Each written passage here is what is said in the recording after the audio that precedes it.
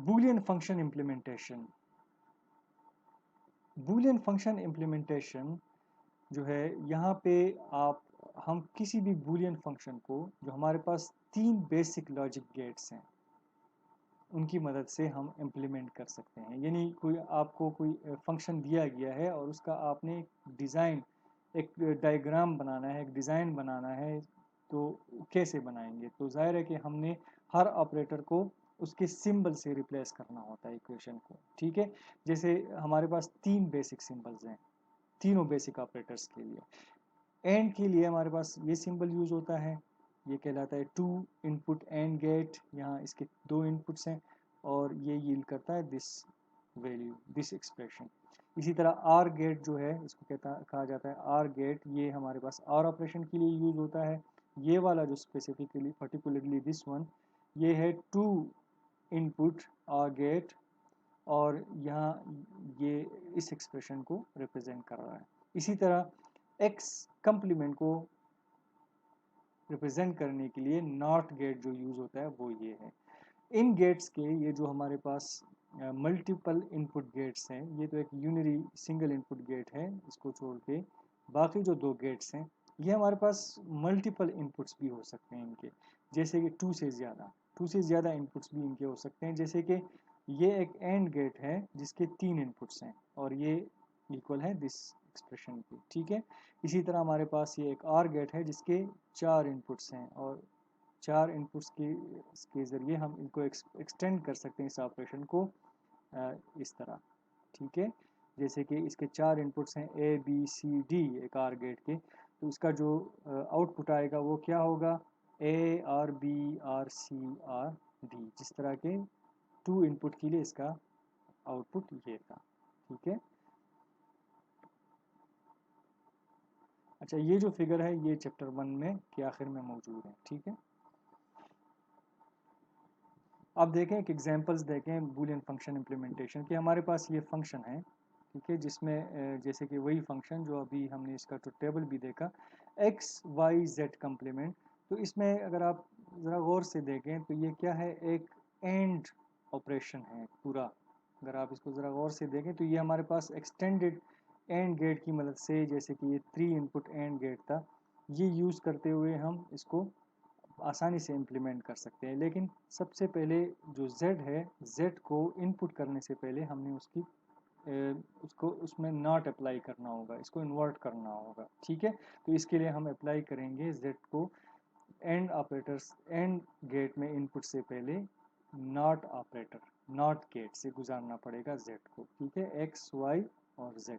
लेकिन z चूंकि complement है तो इसको हमने गुजारा है नॉट गेट से, ठीक है। इसी तरह एक और फंक्शन है हमारे पास, इसमें क्या है, एक एंड टर्म भी है और साथ में एक आर ऑपरेटर भी मौजूद है, ठीक है। तो ये जो हमारे पास इसकी इम्प्लीमेंटेशन होगी, उसमें एक एंड गेट भी यूज़ होगा और एक आर गेट भी यूज़ होगा।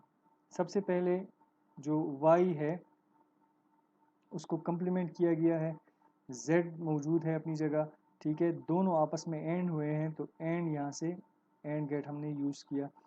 इसका जो आउटपुट आया उसको x के साथ r किया गया और पूरा फंक्शन यहाँ से हमारे पास आउटपुट आएगा, ठीक है।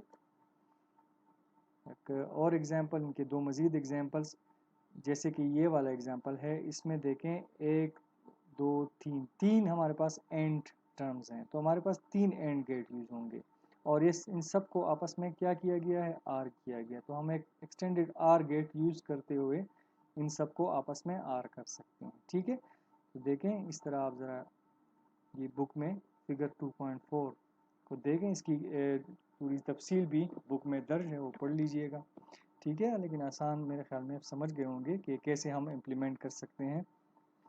इसी तरह ये एक और फंक्शन है, इसमें भी देखें 2 एंड टर्म्स हैं, तो 2 एंड गेट यूज़ होंगे और आपस में फिर आर किए गए हैं, तो आर भी यहाँ पे हुए। इसी तरह 2 वेरिएबल्स की कंप्लीमेंटेशन है, तो 2 हमारे पास इन्वर्टर गेट्स भी यूज़ हुए।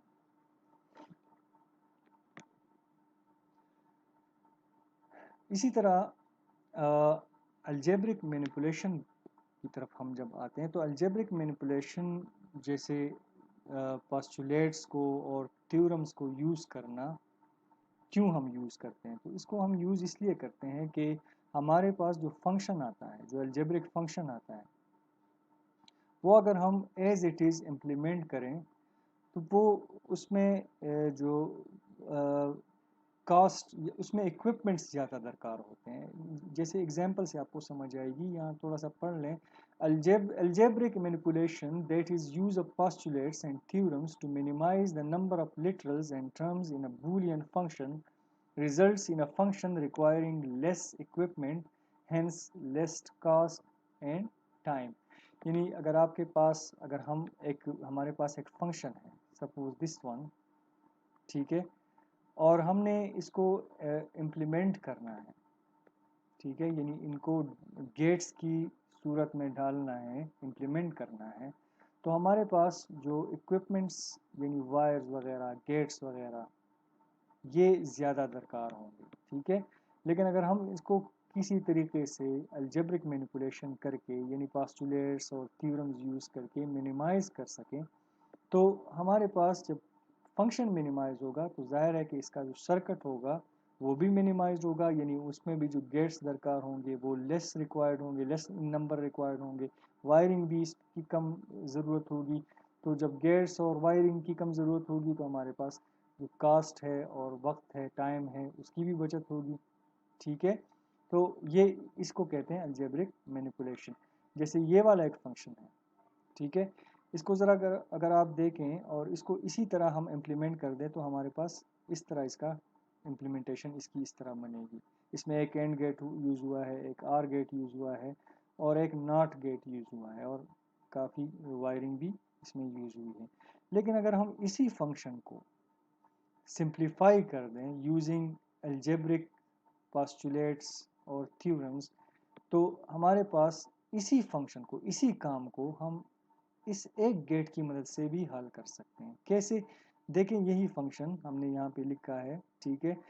यहाँ पे आपको पता है कि ये क्या है, हम x, ये डिस्ट्रीब्यूशन, जो डिस्ट्रीब्यूशन लॉ है हमारे पास, जो लॉ है, डिस्ट्रीब्यूशन थ्योरम है हमारे पास, उसमें क्या है, प्लस को हम डिस्ट्रीब्यूट कर सकते हैं डॉट पे, प्लस को हम डॉट पे क्या कर सकते हैं, डिस्ट्रीब्यूट कर सकते हैं। तो x प्लस एक्स कम्प्लीमेंट और फिर x प्लस y, ठीक है। फिर हमने एक और पोस्टुलेट की मदद से देखा था कि x प्लस एक्स कम्प्लीमेंट जो है वो यील्ड करता है 1 में, हमेशा इसका रिजल्ट 1 आएगा। तो 1 डॉट 1 एंड x और y, तो जाहिर है कि 1 के साथ किसी भी वैल्यू को आप एंड कर दें तो वही वैल्यू रिजल्ट में वापस आएगी, ठीक है। जैसे ये एक वेरिएबल कंसिडर कर लें, इस वेरिएबल को हम एंड कर दें 1 के साथ, तो हमारे पास x प्लस वाई, यही वैल्यू, यही वेरिएबल, या ये जो भी वर्थ होगी 1 की या 0 की, वो हमारे पास वही रिजल्ट यहाँ पे हमारे पास यील्ड होगा, ठीक है। तो देखें कि ये पूरा जो फंक्शन था हमने सिंप्लीफाई करके यहाँ तक ले आए। तो आप इसको, इसमें देखें सिर्फ एक आर गेट यूज़ हुआ है, एक आर ऑपरेटर है तो एक आर गेट ही यूज़ होगा, और इसी ये पूरा जो फंक्शन है, जैसे हमने ये इम्प्लीमेंट किया था, ये जो काम करेगा वही काम ये वाला इस तरह का दिखने वाला सर्किट भी करेगा, ठीक है। और आप इसको वैलिडेट कर सकते हैं दोनों को यूजिंग वैलिडेशन, जो ट्रुथ टेबल वैलिडेशन हमने पढ़ा था पिछले लेक्चर में, कि आप देख सकते हैं कि एक कॉलम में आप x प्लस वाई देख लें, लिख लें, और दूसरे कॉलम को रख लें x और x कम्प्लीमेंट y के लिए, तो आप देखेंगे कि दोनों कॉलम्स एग्जैक्टली सेम होंगे, ठीक है।